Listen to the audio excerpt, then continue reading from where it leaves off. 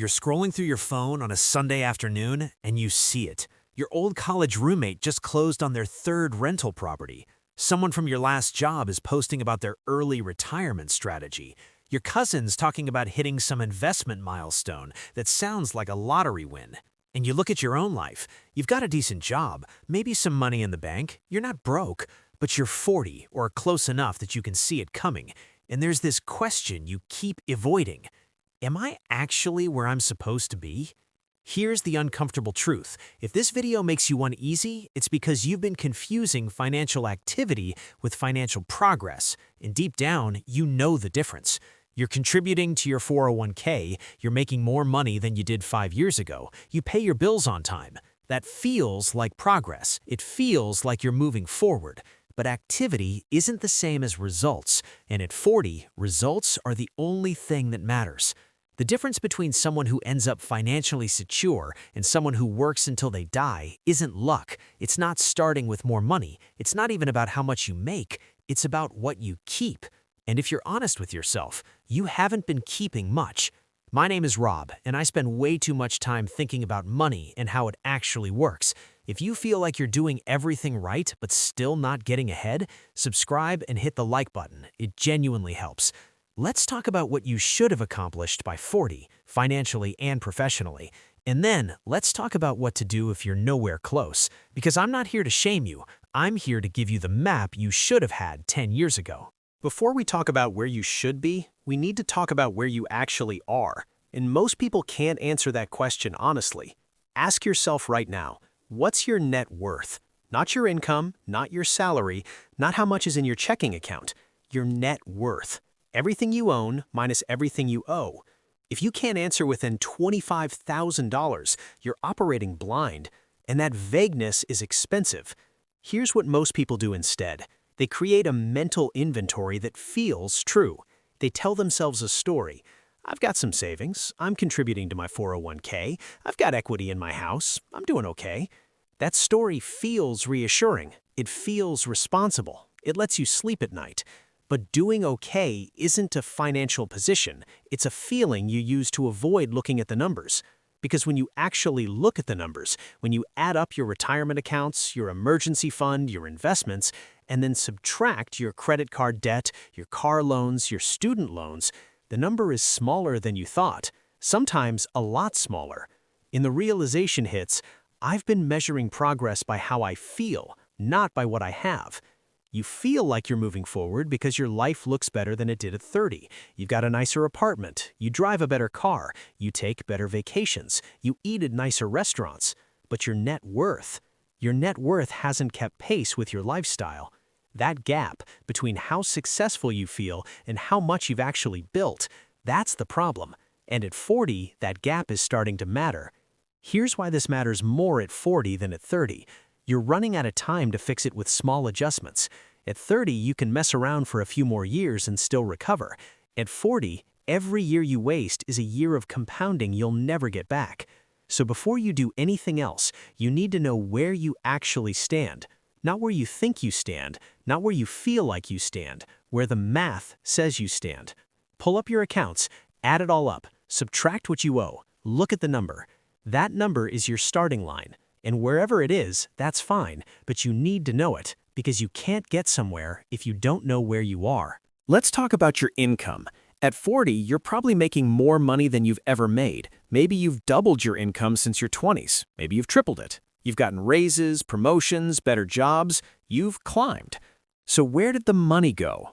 I'll tell you where it went. It went into a bigger apartment, a nicer car, better furniture, more dinners out, subscriptions you barely use, upgrades you don't think about anymore because they're just part of your life now. You upgraded your lifestyle, not your net worth. This is the earning trap. You think because you're making more, you're building more, but income and wealth aren't the same thing. Income is what flows through your hands. Wealth is what you keep. And if you're like most people at 40, you've been operating at near zero capture rate. All that money came in and all that money went right back out. Maybe a little slower, maybe to nicer places, but it's gone. Here's the math that should make you sick. Let's say at age 30, you were making $50,000 a year, and let's say you're now making $80,000 at 40. That's a $30,000 raise over 10 years. Not bad. But here's what should have happened. If you'd kept your 30-year-old lifestyle and invested the difference, you'd have banked $300,000 over that decade. And at 7% annual returns, that $300,000 would be worth around $350,000 to $400,000 today. What do you actually have? Probably a lot less, because instead of banking the raise, you spent it. You moved to a better neighborhood. You leased a nicer car. You started going out more. The lifestyle expanded automatically, and you convinced yourself you'd earned it. You did earn it, but you didn't keep it. And here's what nobody tells you. That $350,000 you don't have, left to grow until you're 65, becomes $1.4 million. You didn't lose the money you spent, you lost everything that money would have become. The realization you need to have is this: I've been getting raises and getting poorer at the same time, because here's the truth wealthy people understand and broke people don't. Income growth means nothing if your expenses grow at the same rate. If you make $50K and spend $48K, you're capturing $2K. If you make $100K and spend $98K, you're still capturing $2K. Your life looks better, your Instagram looks better, but your net worth? Identical. The earning trap is thinking because you make more, you're doing better. You're not. You're just funding a more expensive version of broke. Let's talk about time, because at 40, time is the thing you're running out of. There are 4 wealth-building windows in your life, and most people don't realize they exist until they've already passed through them. Window 1, ages 25 to 35, the miracle window. This is where compounding does its best work. Every dollar you invest here multiplies 4 to 7x by retirement. This is the window where small amounts of money become large amounts of money almost automatically. If you invested $500 a month from 25 to 35 and then stopped completely, you'd have around $600,000 at 65. That's $60,000 invested, turning into $600,000. That's the miracle. Most people waste this window. They're figuring life out. They're focusing on their career. They're enjoying being young. And that's understandable, but it's also expensive. Window 2, ages 35 to 45. The leverage window. This is where you are now, or where you just entered, or where you're about to exit. Money invested here still multiplies, around 2 to 4x by retirement. That's real growth. But you need volume now. You can't put away $200 a month and expect miracles. You need to be putting away $1,000, $2,000, maybe more. This window is your last chance to build wealth through compounding. It's not as powerful as the first window, but it's still powerful enough. Window 3, ages 45 to 55, the desperation window. Money here grows maybe 1.5 to 2x. You're not building wealth anymore. You're racing against time. Everything you invest here needs to be higher amounts, more aggressive, more consistent, because time isn't on your side.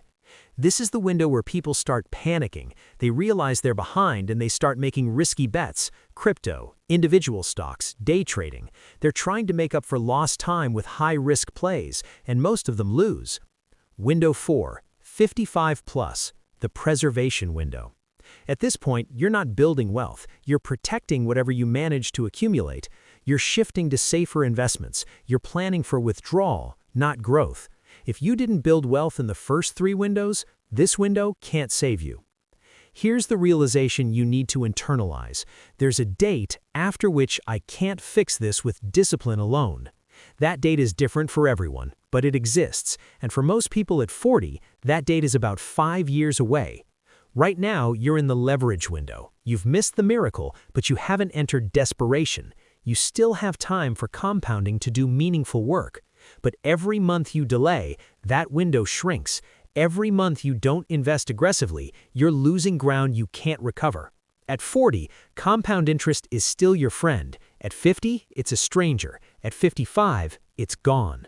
The math doesn't care about your excuses. It doesn't care that you didn't know. It doesn't care that you were focused on other things. The clock is running. And if you're 40 and you haven't started investing seriously, you're in the last 5 years where it's possible to catch up. After that, you're managing damage, not building wealth. Let's talk about the difference between you and someone who's actually building wealth. It's not intelligence, it's not luck, it's not even income necessarily. It's mindset, specifically how they think about money on a Tuesday afternoon when nobody's watching. Here's what it looks like. You get a raise, $10,000 more per year. The middle-class 40-year-old, let's call them you're excited. You feel like you've made progress. You've been working hard and it's paying off. So you celebrate. You book a trip, you upgrade your car lease, you move to a slightly nicer place. Maybe you increase your 401k contribution by 1%. You feel responsible. 6 months later, your lifestyle has expanded to the new income. You're not saving any more than you were before the raise. The money just evaporated into a better version of your life. The wealth-building 40-year-old gets the same raise, doesn't touch their lifestyle, not because they're depriving themselves, because they made a decision years ago that income increases don't go to spending, they go to net worth. The entire $10,000 gets redirected. Brokerage account, index funds, maxing out retirement contributions. Done automatically. They don't re-decide every month. They decided once. Their life looks exactly the same as it did before the raise, but their net worth just increased by $10,000 per year, compounding forward. That's the difference. It's not that wealthy people don't want nice things. It's that they've rewired what nice things means. You feel rich when your checking account is full. They feel rich when their net worth is growing. You experience fear when you can't afford something you want. They experience fear when they're not investing enough. You ask, what's my credit limit? They ask, what's my net worth? These seem like small differences, but they compound into completely different lives. Here's the shift. Wealthy people treat money like it's finite. Broke people treat money like it's infinite. You act like there's always going to be more income, more time, more opportunities, so you spend freely because I'll make it up later. They act like every dollar is the last dollar. Every dollar gets a job. It either grows wealth or it doesn't exist. And here's the thing that's hard to accept. You can adopt this mindset today, right now. It doesn't require more income. It requires treating the income you have differently. But most people won't, because it requires something uncomfortable, admitting that the way you've been thinking about money has been wrong. And that's a hard thing to accept at 40. Let's talk about the life you've built. You've got a nice apartment, maybe $3,500 a month. You've got a car payment, $500, $600, maybe more. You've got subscriptions, gym membership, streaming services, internet, phone plan, a few random apps you forgot about. You eat out a few times a week. You order delivery when you're tired. You buy stuff on Amazon without thinking about it. Not big stuff, just stuff. This is your lifestyle, and it feels normal. It feels like what life costs. But here's what it actually is. A subscription you auto-renew forever. Every lifestyle decision you've made has created a recurring obligation. The apartment isn't a one-time decision. It's a $2,000 a month commitment. The car isn't a purchase. It's a $600 a month payment. The habits aren't choices. They're monthly expenses. And here's the part nobody warns you about. Every lifestyle decision you make at 40 becomes exponentially harder to reverse at 50. Right now, you could theoretically downsize. You could move to a cheaper place. You could sell the car and buy something used. You could cut subscriptions, eat at home more, stop buying random stuff. It would suck. It would feel like going backwards, but you could do it. At 50, your kids are in school. Your identity is tied to your neighborhood. Your friends expect a certain version of you. You've built a life that requires 6 figures to maintain, and now you're locked in. The apartment you deserved at 35 is now the prison you can't escape at 50. And the worst part, you'll keep funding it. You'll keep working. You'll keep stressing, not because you want to, but because your lifestyle demands it. Wealthy people understand this. That's why they live below their means at 40, so they have freedom at 50. You did the opposite. You lived at your means, or slightly above them, and now you're stuck. The question isn't, can I afford this lifestyle? The question is, can I afford to be trapped in this lifestyle for the next 25 years? Because that's what you're signing up for. Every dollar you commit to recurring expenses is a dollar you'll have to earn every month for decades. You're not building a life, you're building obligations. And the longer you wait to reduce those obligations, the harder it becomes to ever escape them. Let's talk about your job. You've probably been at the same company or in the same type of role for 5, maybe 10 years. You're good at it. You know the systems, the commute is manageable, the people are fine. It's comfortable. And that comfort is costing you hundreds of thousands of dollars. Here's what the data shows. People who change companies strategically every 3 to 5 years earn 20 to 40% more over their careers than people who stay put. Let's make that concrete. Person A stays at the same company from 30 to 50. They start at $60K, they get 3% raises annually. By 50, they're making $108K. Total lifetime earnings around $1.8 million. Person B switches companies every 4 years. They start at $60K. At 34, they switch and get a 15% bump to $75K. At 38, they switch again and get to $95K. At 42, another jump to $118K. At 46, they hit $145K. By 50, person B is making $145K. Total lifetime earnings around $2.4 million. That's a $600,000 difference for doing the same work, just at different companies. But most people don't do this because switching feels risky, it feels disloyal, it feels like starting over. So they stay, and they rationalize it. The benefits are good here. I don't want to deal with a new commute. I've built relationships. I don't want to throw that away. All of those things are true, and all of those things are expensive. At 40, you should be in your peak earning years. You should be making more than you've ever made, and you should be negotiating aggressively because you have leverage, skills, experience, a track record. But most people at 40 are in the same salary band they were at 35. They're getting 2 to 3% annual raises that barely beat inflation. They're coasting, and coasting is expensive. Here's the shift you need to make. Are you staying because you're valued or because you're comfortable? Because if the answer is comfort, you're paying for it, and the price is your future. You don't have to quit tomorrow, but you should be actively looking at what you're worth in the market. You should be interviewing, you should be negotiating, because every year you stay in a role that underpays you is a year of income you'll never recover. And at 40, you don't have years to waste. Okay, let's say you're behind. You're 40, and your net worth is nowhere near where it should be. Maybe you've got 30K saved, maybe 50K, maybe less. You're panicking. You're wondering if it's too late. It's not too late, but it's also not easy. And if you want to catch up, you need to accept something uncomfortable. Catching up means living like you're 30 while earning like you're 40. Here's the plan. No fluff, no hype, just what actually works. Step 1. Freeze your lifestyle immediately. Not reduce it, freeze it. Your rent, your car payment, your daily spending, it stays exactly where it is for the next 5 years minimum. You don't upgrade, you don't expand, you don't celebrate raises with lifestyle improvements. Every raise, every bonus, every windfall goes to investments. Not some of it, all of it. This is hard because your friends are upgrading, your coworkers are buying houses, social media is full of people living better lives. You're going to feel like you're falling behind socially while you're catching up financially. That discomfort is the price. Step 2. Solve for capture rate, not savings rate. Your goal isn't to save 15% of your income. That's for people who started at 25. Your goal is to capture 40 to 50% of every new dollar that enters your life.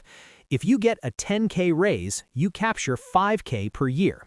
If you get a $5K bonus, you capture $2,500. This is non-negotiable. The money you're already living on, that's fine. You've proven you can live on it. But new money doesn't touch your lifestyle. Step 3. Attack the big 3: housing, transportation, and income. Forget about cutting lattes. That's noise. The things that actually move the needle are the 3 biggest line items in your budget. Housing. Can you get a roommate? Can you downsize? Can you move to a cheaper area? These aren't fun conversations, but a $500 a month reduction in rent is $6,000 a year. Invested over 25 years, that's $380,000. Transportation. Can you sell your car and buy something used? Can you pay cash? Can you drive it for 10 years? A $500 car payment eliminated is $6,000 a year. That's another $380,000 at retirement. Income. Can you switch companies? Can you negotiate? Can you add a side income stream? An extra $10K per year captured and invested is $630,000 by retirement. These 3 decisions will change your trajectory more than 1,000 small optimizations. Step 4.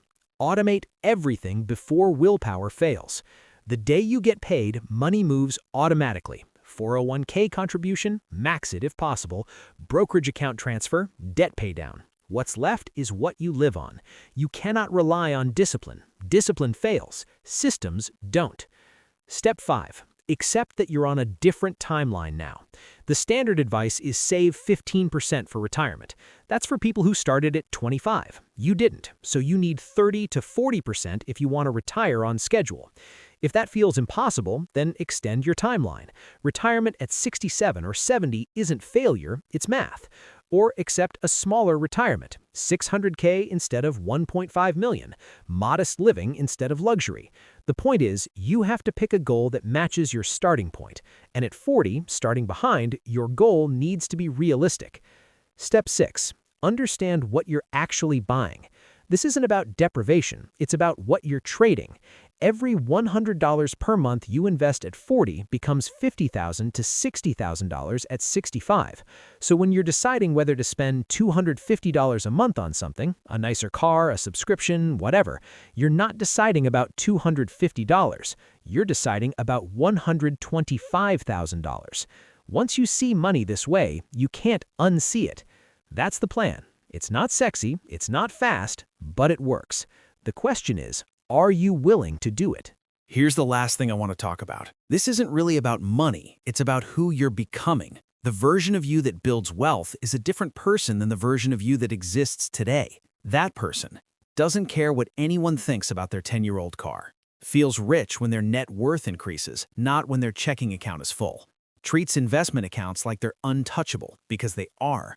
Makes decisions based on 10-year outcomes, not 10-minute feelings. Understands that no today is yes to everything later. You don't become that person overnight. You become that person by making uncomfortable choices repeatedly until they stop being uncomfortable, until saying no to upgrades feels normal, until driving an old car feels like a flex, not an embarrassment, until watching your net worth grow feels better than buying something new. That's the transformation. And here's what nobody tells you. Once you become that person, you can't go back. You can't unsee what you've learned. You can't unknow what money is actually worth. You stop comparing yourself to people on Instagram and start comparing yourself to who you were last year. You stop feeling poor because your lifestyle is modest and start feeling rich because your net worth is growing. The goal isn't to retire rich. The goal is to become the type of person who can't stay broke. And once you're that person, the money is just evidence. So, here's my question for you.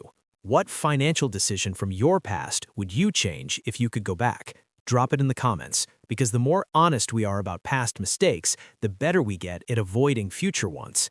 If this video gave you the kick in the pants you needed, hit that like button. Subscribe if you want more content like this, because here's the truth. Time is passing either way. 5 years from now, you'll either be glad you started or wondering why you didn't.